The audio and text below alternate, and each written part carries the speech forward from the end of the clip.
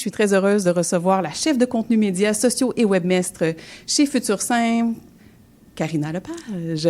Allô, merci, bien contente d'être à l'émission ce matin. Bienvenue. Alors, là, c'est le lancement du défi Détox vestimentaire 2025 qui est propulsé par Futur Simple.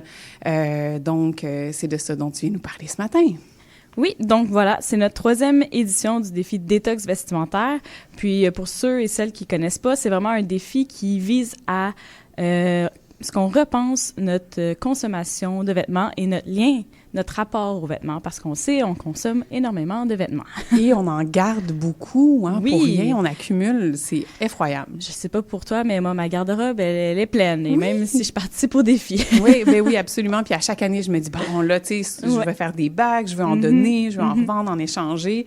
Mais ça aussi, c'est un défi, donc c'est pas pour rien que vous êtes là. Donc, qu'est-ce qu'on retrouve dans ce défi-là pour nous aider à vider nos garde-robes? Ben oui, en fait, le défi, c'est ça, il est vraiment en plusieurs étapes. Donc, la première semaine, dont on est déjà bien démarré dans le défi, mais pour venir à la première semaine, on parle de un peu prendre conscience des vêtements qu'on a. Donc, un truc là, qu'on donne là, pour les gens qui veulent commencer, en fait, à partir d'aujourd'hui, par exemple, c'est de juste compter le nombre de vêtements qu'on possède. Ça, on se dit que c'est tout simple, mais on voit que ça monte vite. Ou de juste faire une pile de vêtements. On met tous ces vêtements dans une grosse pile, là, à la Marie Kondo un peu. Là. Oui. Puis là, on voit là, que finalement, on a consommé des vêtements au cours des derniers mois, des dernières années.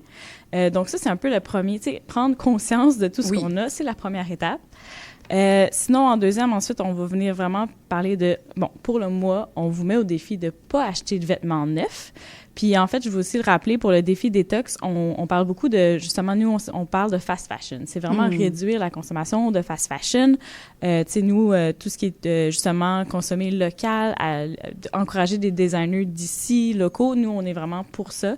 Dans notre défi, ça s'adresse vraiment plus à cette surconsommation là, effrénée de mode éphémère, en fait. Oui. En plus, avec les compagnies comme Shine et tout ça qui se retrouvent sur le web, qui créent des milliers de nouveaux modèles par jour. Des nouvelles collections entières sont par jour. C'est fou, là. Puis, en fait, juste, en général, l'industrie du textile émet chaque année environ 8% des gaz à effet de serre au niveau mondial. Donc, c'est vraiment énorme. Donc, pour venir au défi, la 3e étape dans laquelle on est en ce moment, c'est de, en fait, réparer et prendre soin des vêtements qu'on a déjà. Donc, des trucs vraiment tout simples qu'on pense pas, mais qui sont efficaces. Par exemple, laver moins ses vêtements. C'est comme un peu contre-intuitif, on dirait, mais c'est ce qui aide à garder justement plus longtemps en meilleure qualité, parce qu'on sait que les laveuses, maintenant, elles sont très performantes, tout ça, mais elles peuvent quand même abîmer nos textiles. Donc aussi laver à l'eau froide, un peu pour la même raison, préserver les tissus, tout ça.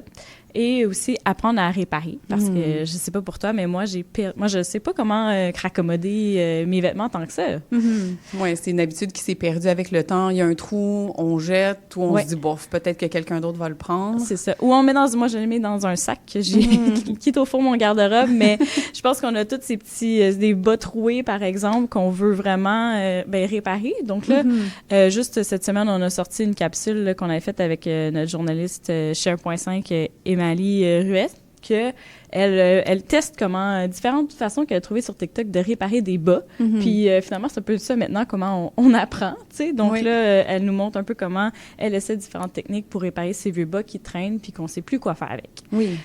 Donc, il y a plusieurs étapes au défi. Puis là-dedans aussi, c'est qu'on veut aussi encourager les gens à comprendre qu'est-ce qui les pousse à consommer, parce que on l'avait beaucoup exploré l'année dernière aussi, et ça revient dans le défi un peu cette année. C'est l'idée de on essaie de répondre à des besoins à travers cet achat un peu effréné de vêtements.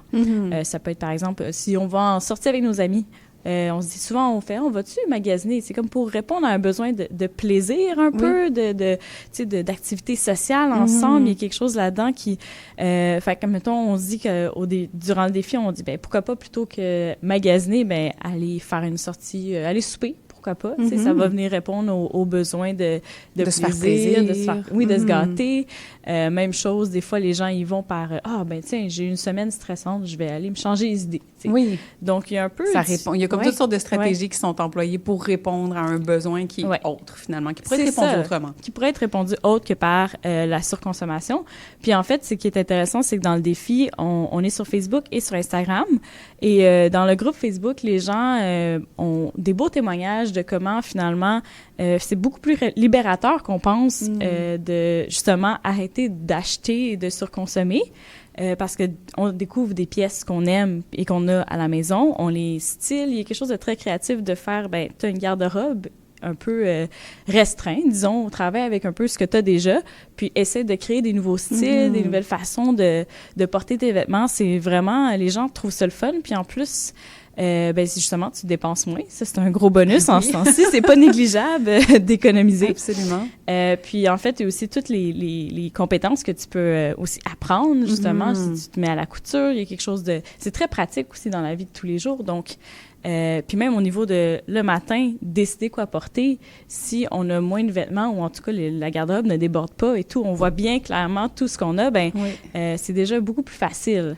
Effectivement, effectivement. Et là, tu disais que vous êtes dans la 3e étape du défi. Ouais. Est-ce qu'on peut embarquer maintenant quand même? Ben oui, oui. En fait, on encourage les gens à embarquer quand ils veulent. Puis en fait, le défi, tu sais, nous, on le propose du 1er mars au 31. Puis en fait, et là, c'est là qu'on va vraiment animer dans les réseaux du défi. Mais on encourage vraiment les gens à entamer leur réflexion, à continuer la réflexion au courant de l'année.